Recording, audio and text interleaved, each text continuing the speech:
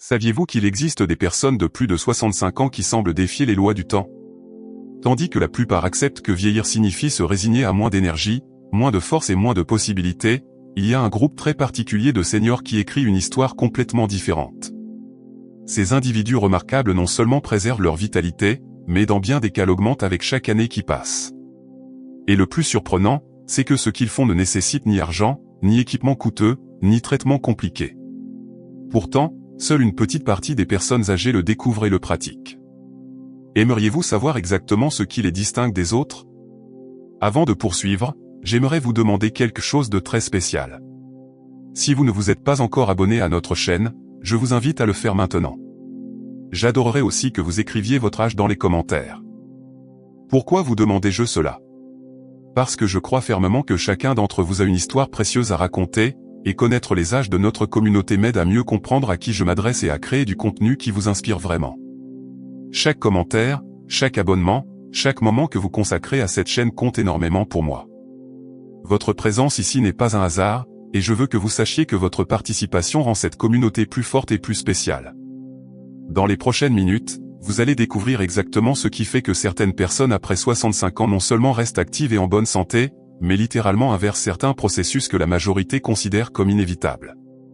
Vous allez connaître des histoires vraies de personnes qui ont accompli quelque chose d'extraordinaire, et plus important encore, vous allez comprendre comment vous aussi pouvez faire partie de ce groupe d'élite. Je vous promets qu'à la fin de cette vidéo, vous aurez une perspective complètement nouvelle sur ce que signifie vieillir, et peut-être, juste peut-être, découvrirez-vous que vous avez plus de contrôle sur votre avenir que vous ne l'avez jamais imaginé. La première caractéristique qui distingue ces personnes extraordinaires est quelque chose que la science étudie depuis des décennies, mais qui jusqu'à récemment n'était pas complètement compris, la capacité de maintenir et développer de nouvelles connexions neuronales quel que soit l'âge. Françoise, une dame de 78 ans, a décidé d'apprendre la peinture à l'aquarelle pour la première fois de sa vie après sa retraite. Ses enfants pensaient que c'était une idée farfelue. Cependant, 5 ans plus tard, non seulement elle crée de magnifiques toiles, mais son médecin s'étonne chaque année des résultats de ses tests cognitifs. Sa mémoire s'est améliorée, sa coordination est exceptionnelle, et son moral est le meilleur qu'elle ait eu depuis des décennies. Qu'y a-t-il de si particulier à apprendre quelque chose de nouveau après 65 ans? La réponse va vous passionner. Quand nous défions notre cerveau avec des activités nouvelles et complexes, quelque chose de magique se produit qu'on appelle la neuroplasticité. C'est comme si notre cerveau était un muscle qui, au lieu de s'affaiblir avec le temps, peut se renforcer et créer de nouveaux chemins. Les personnes qui vivent plus longtemps et mieux après 65 ans comprennent intuitivement que le confort est l'ennemi silencieux de la longévité. Tandis que la majorité se contente des mêmes routines habituelles, ces individus extraordinaires embrassent l'inconfort de l'apprentissage. Ce n'est pas forcément la peinture, cela peut être une nouvelle langue, le jardinage, l'écriture, ou même apprendre à utiliser de nouvelles technologies. Mais voici quelque chose d'encore plus fascinant. Pierre, un homme de 72 ans, n'avait jamais été particulièrement sociable. Après le décès de son épouse, beaucoup s'attendaient à ce qu'il s'isole complètement. Cependant, il a fait quelque chose qui a transformé sa vie à jamais, il a rejoint un groupe de bénévoles dans sa communauté. Non seulement il a retrouvé un nouveau but, mais les examens médicaux ultérieurs ont révélé quelque chose d'incroyable. Son système immunitaire s'était renforcé, sa tension artérielle s'était améliorée, et son risque de maladie cardiovasculaire avait considérablement diminué. Une coïncidence? Absolument pas. La deuxième caractéristique de ces personnes exceptionnelles est leur compréhension instinctive du pouvoir des connexions humaines profondes. La solitude n'est pas seulement un état émotionnel, elle est littéralement toxique pour notre organisme. Elle augmente l'inflammation, affaiblit le système immunitaire, et accélère le vieillissement cellulaire. Mais les connexions authentiques, ces conversations significatives, ces moments de rire partagés, ces petits gestes d'affection et de soutien mutuel, agissent comme le meilleur médicament qui existe.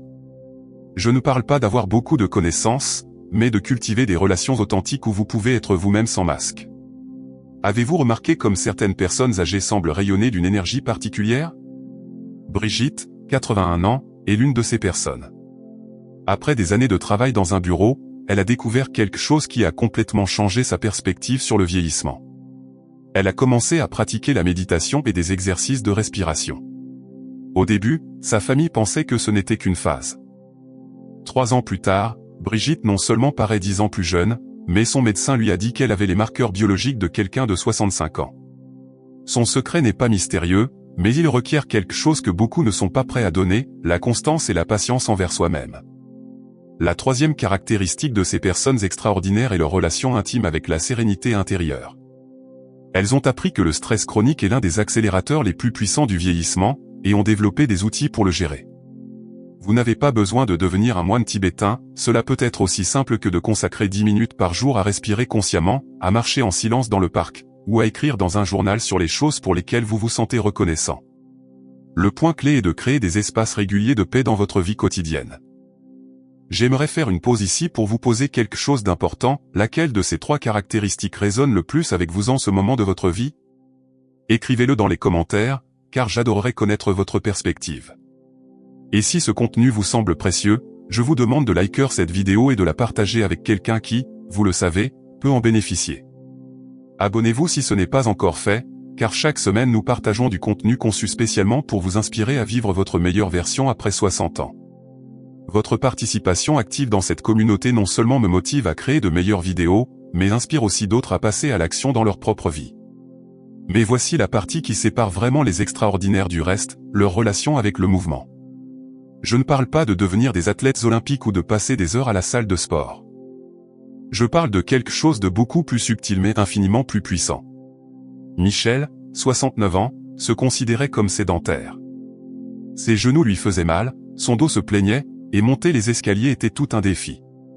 Un jour, motivé par sa petite fille, il a décidé d'essayer quelque chose qu'il n'avait jamais envisagé, le tai chi. Les mouvements lents et fluides semblaient parfaits pour quelqu'un avec ses limitations. 6 mois plus tard, non seulement la douleur chronique avait disparu, mais son équilibre, sa flexibilité et sa force s'étaient considérablement améliorés. Le mouvement conscient et adapté à chaque personne ne renforce pas seulement le corps, il renforce aussi l'esprit et l'âme. Quand nous bougeons de manière intentionnelle, nous envoyons un message clair à notre organisme, nous sommes vivants, nous sommes présents, et nous n'abandonnons pas.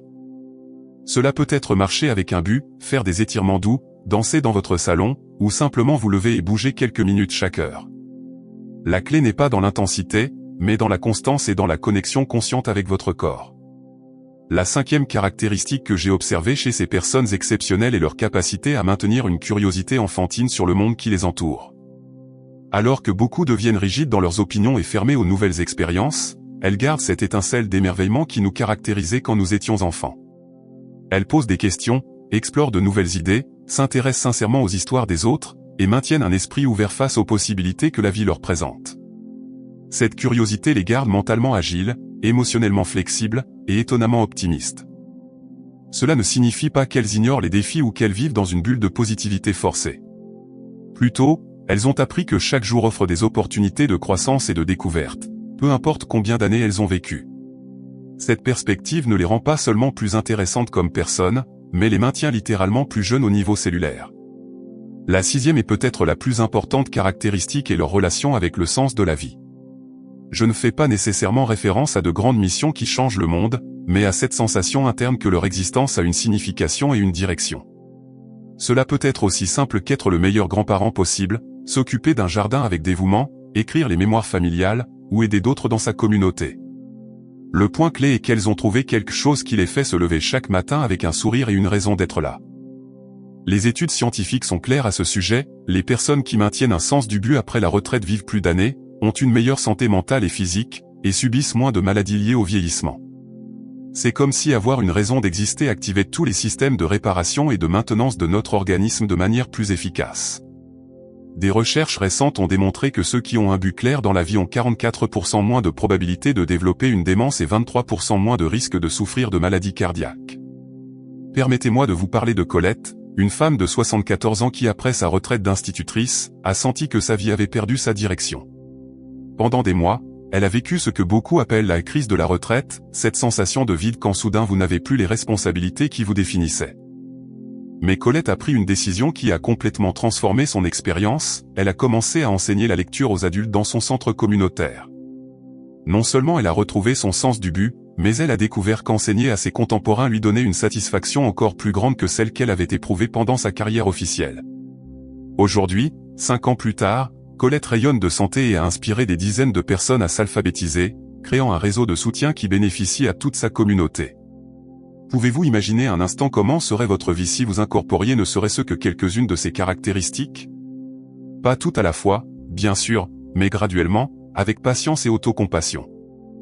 Imaginez vous réveiller chaque jour en sachant que vous avez quelque chose de nouveau à apprendre, des personnes spéciales avec qui vous connecter, des moments de calme à savourer, votre corps à chérir avec amour, des curiosités à explorer, et des buts qui vous motivent. Ne vous semble-t-il pas que cette vie vaudrait la peine d'être vécue jusqu'à 100 ans ou plus? Ici, j'aimerais vous poser une question très personnelle, quand avez-vous fait quelque chose pour la première fois pour la dernière fois? Je ne parle pas de quelque chose de grand ou de spectaculaire, mais simplement de quelque chose de nouveau pour vous. Cela peut être essayer une recette différente, prendre un chemin différent pour aller au marché, ou appeler un vieil ami avec qui vous ne parlez plus depuis longtemps. Ces petites aventures quotidiennes sont comme des vitamines pour l'âme, et les personnes extraordinaires que nous étudions les incorporent naturellement dans leur routine. Il est aussi important de mentionner que ces personnes ont développé ce que les psychologues appellent la résilience émotionnelle. Ce n'est pas qu'elles n'éprouvent pas de tristesse, de perte ou de défi, bien sûr qu'elles les vivent. La différence réside dans la façon dont elles traitent ces expériences. Elles ont appris que la douleur est inévitable, mais que la souffrance prolongée est optionnelle. Elles ont des outils émotionnels qui leur permettent de traverser les difficultés sans rester piégées dedans, et cela leur donne un énorme avantage pour maintenir leur bien-être général. Je veux être complètement honnête avec vous, mettre en œuvre ces changements n'est pas toujours facile. Cela demande du courage pour sortir de la zone de confort, de la discipline pour maintenir de nouvelles habitudes, et surtout, beaucoup de patience et d'amour-propre pendant le processus. Il y aura des jours difficiles, des moments de doute, et peut-être même de la résistance de la part de proches qui ne comprennent pas votre nouvelle façon d'aborder la vie. Mais chaque petit pas que vous ferez dans cette direction sera un investissement dans la personne extraordinaire que vous pouvez devenir. Permettez-moi de partager quelque chose que j'ai observé chez ces personnes spéciales, elles ont une relation très particulière avec l'échec. Alors que beaucoup voient les erreurs ou les obstacles comme des signaux pour abandonner, elles les interprètent comme des informations précieuses pour ajuster leur trajectoire. Si elles essaient d'apprendre quelque chose de nouveau et n'y arrivent pas la première fois, elles ne se disent pas « je suis trop vieux pour ça », mais « je dois trouver une façon différente de le faire ». Cet état d'esprit de croissance est fondamental pour maintenir la vitalité mentale et émotionnelle à tout âge. De plus, ces personnes ont développé ce qu'on pourrait appeler une philosophie de la gratitude active. Il ne s'agit pas simplement de dire merci de temps en temps, mais de cultiver délibérément une perspective qui cherche le positif même dans les situations les plus difficiles. Elles tiennent un registre mental, et parfois physique, des petites bénédictions quotidiennes, le sourire d'un inconnu, l'arôme du café le matin, l'appel d'un enfant, ou simplement le fait de se réveiller en bonne santé un jour de plus. Cette pratique n'améliore pas seulement leur humeur, mais restructure littéralement leur cerveau pour remarquer plus d'aspects positifs de la vie. La transformation ne se produit pas du jour au lendemain, mais elle se produit. J'ai vu des personnes de 70, 80, et même 90 ans révolutionner complètement leur expérience de vie en adoptant graduellement ces caractéristiques. Il n'est pas trop tard pour vous, peu importe votre âge actuel ou quelles ont été vos habitudes jusqu'à présent. Chaque jour est une nouvelle opportunité de choisir de faire partie de ces rares qui défient les attentes sur le vieillissement. Une chose fascinante que j'ai remarquée est que ces personnes extraordinaires ont cessé de rivaliser avec les autres et ont commencé à rivaliser avec elles-mêmes. Elles ne se comparent pas à ce qu'elles étaient à 30 ou 40 ans, mais célèbrent chaque petite amélioration par rapport à où elles sont maintenant. Si aujourd'hui elles ont marché un peu plus qu'hier, c'est une victoire. Si elles se sont souvenues du nom de quelqu'un qu'elles avaient oublié, c'est motif de célébration. Si elles ont réussi à garder leur calme dans une situation qui les aurait stressées avant, c'est un triomphe personnel. Cette mentalité les libère de l'amertume et du ressentiment qui accompagnent souvent le vieillissement. Au lieu de se lamenter sur ce qu'elles ne peuvent plus faire, elles se concentrent sur l'optimisation de ce qu'elles peuvent faire. Au lieu de vivre dans le passé, elles créent un avenir passionnant. Et le plus beau dans tout cela, c'est que cette attitude est contagieuse, elles inspirent d'autres à adopter la même perspective positive envers la vie. Je veux aussi mentionner quelque chose de crucial, ces personnes ont appris l'art de dire non à ce qui ne leur apporte pas de valeur et oui à ce qui compte vraiment. Avec la sagesse que donne l'expérience, elles ont développé un filtre très clair pour distinguer entre les activités, relations et engagements qui nourrissent leur esprit et ceux qui drainent simplement leur énergie. Cette clarté leur permet d'investir leur temps et attention de manière beaucoup plus efficace. Ce qui m'émeut le plus dans tout cela, c'est que vous avez le pouvoir de décider comment vous voulez que soit votre avenir. Vous n'êtes pas victime du temps ni des circonstances. Vous êtes l'auteur principal de votre propre histoire, et chaque chapitre que vous écrirez à partir de maintenant peut être encore plus passionnant que les précédents. L'âge n'est pas la fin des aventures, il peut être le début des plus significatives. Au terme de ce voyage ensemble, j'espère que vous avez ressenti plus que de simples informations. J'espère que vous avez ressenti une invitation douce mais puissante à vous regarder avec des yeux nouveaux, à considérer des possibilités que vous aviez peut-être écartées, et à embrasser l'idée que vos meilleurs jours peuvent encore être devant vous. La vie après 65 ans ne doit pas être synonyme de résignation et de déclin, elle peut être synonyme d'épanouissement et d'expansion de façon que vous n'avez jamais imaginé possible. Merci du fond du cœur de m'avoir accompagné dans cette réflexion si personnelle et importante. Votre temps est précieux, et le fait que vous ayez choisi de le passer ici avec moi signifie plus que vous ne pouvez l'imaginer. Avant de nous quitter, j'aimerais connaître votre opinion, après tout ce dont nous avons parlé aujourd'hui, quel serait selon vous le premier petit changement que vous pourriez mettre en place dans votre vie pour vous rapprocher de ce groupe extraordinaire de personnes? Partagez votre réponse dans les commentaires, votre expérience peut inspirer d'autres membres de notre communauté. Si cette vidéo vous a apporté de la valeur, s'il vous plaît likez-la, abonnez-vous à la chaîne et partagez-la avec quelqu'un de spécial.